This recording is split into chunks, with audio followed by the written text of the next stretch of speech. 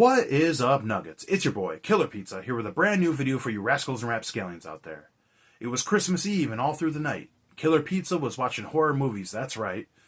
So that was improv. Probably not the best, but I liked it, so I'm going to keep this take regardless. No retakes. Anyways, so hopefully everybody's having a really good holiday season, spending some time with your family, friends, eating some good food, watching some good movies. I know I have a set group of movies I always watch around the Christmas time. A lot of them are the classics, like A Christmas Story, National Lampoon's Christmas Vacation, Home Alone, Die Hard, which is a Christmas movie, I will say that, but there's tons and tons of really good Christmas-themed horror movies out there.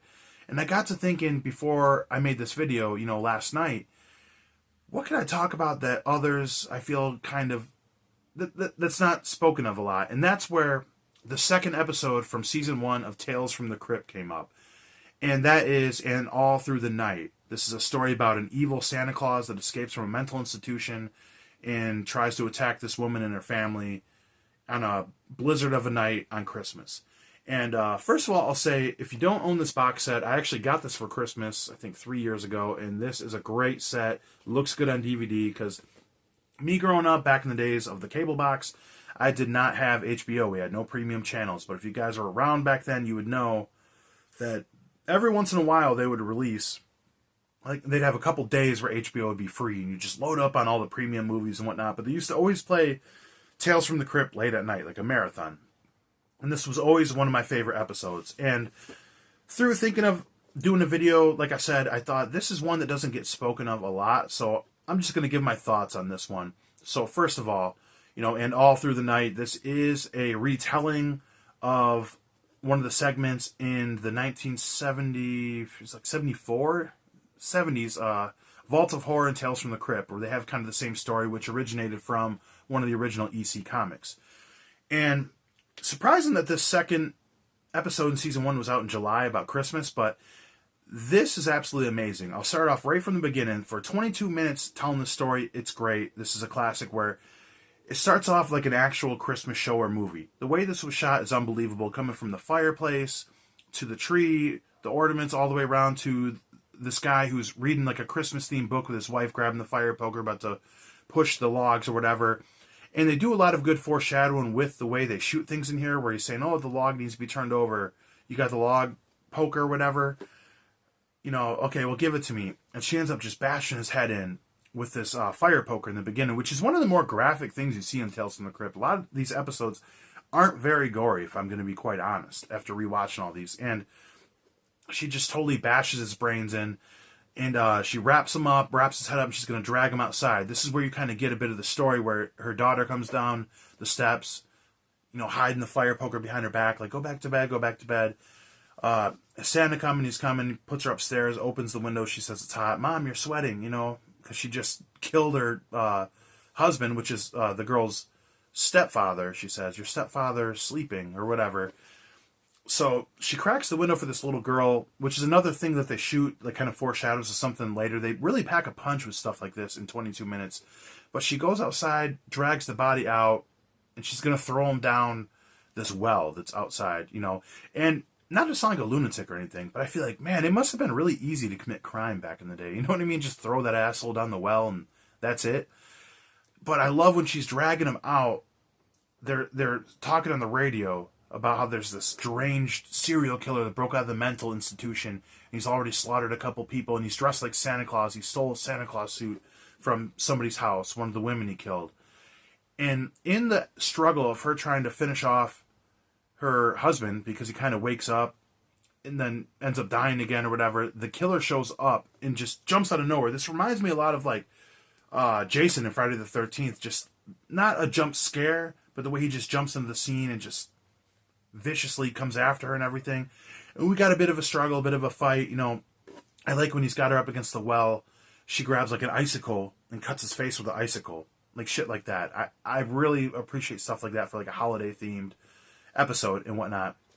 This movie turns into a bit of cat and mouse, where it's not necessarily her running away from him, it's more her kind of stopping his attacks and him being down and then her going inside, and we kind of build a moment of tension in these scenes. We have times where the police call her, where they're like, we have a killer in the area, we just want to check up on you, which she ends up coming to this realization later on. But, hindsight's 2020. I always say, like, if you're a boxer and you're in the match, you're not going to think to slip the jab.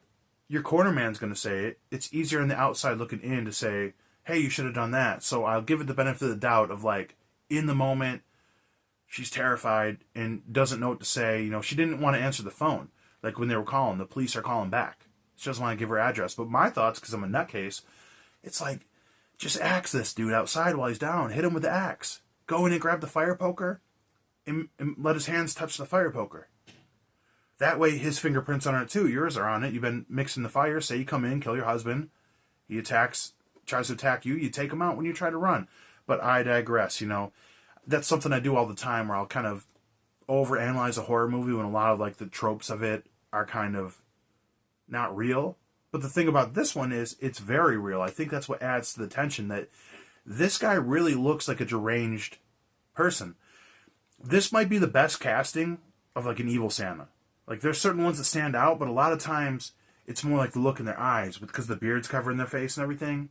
Which this guy had a look in his eyes. He has the Santa beard pulled down, but this guy's eyes are going each which way. The best casted, like, lunatic, missing teeth. His eyes are all yellow and crooked and everything, and he literally looks like he has mental problems, and he's just nuts.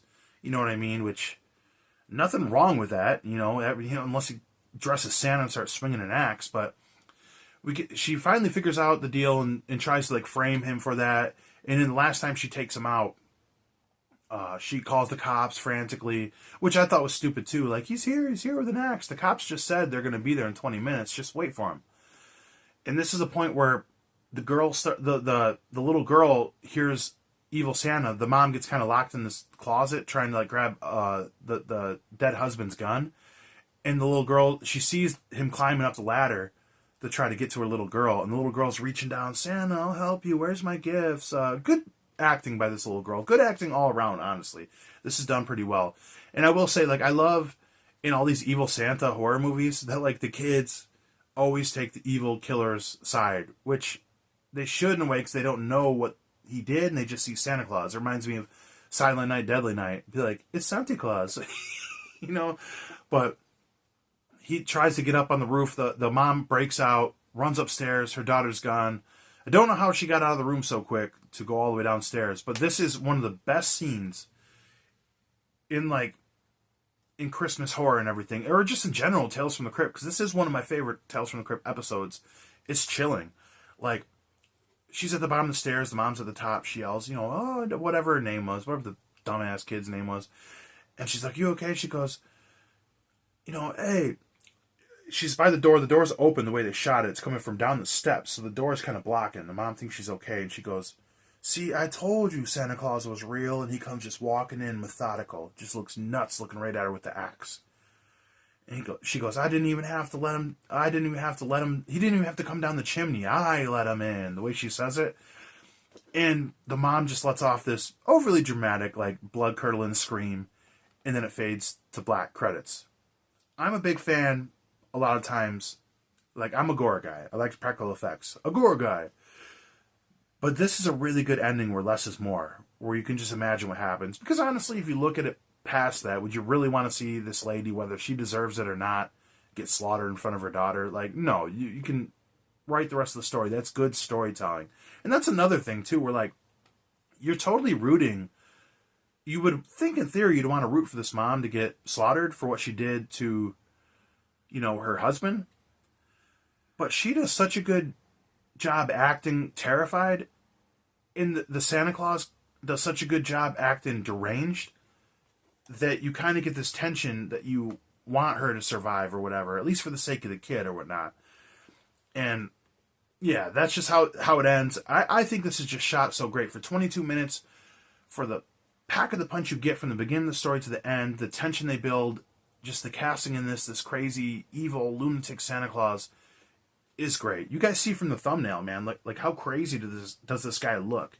But yeah, I suggest even though I just told you the whole story and gave it all away, that you go back and revisit this, because this is probably, in my opinion, the most scary looking killer Santa Claus. You know, at least off the top of my head, I can't think of anyone else more scary than that. But I absolutely love this one. I love Christmas themed horror. I love Tales from the Crypt. You know, when I thought about this idea of this video, I thought I wanted to rank all my Tales from the Crypt episodes, like my top 5. Which I thought, let me just do a standalone for this episode since it's Christmas. But let me know, you guys, if you want to see me do like top 5 Tales from the Crypt episodes.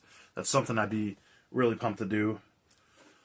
But other than that, hopefully everybody's having a great holiday season. Like I said, Merry Christmas, Blood Guts Gore. I'll check you guys next time.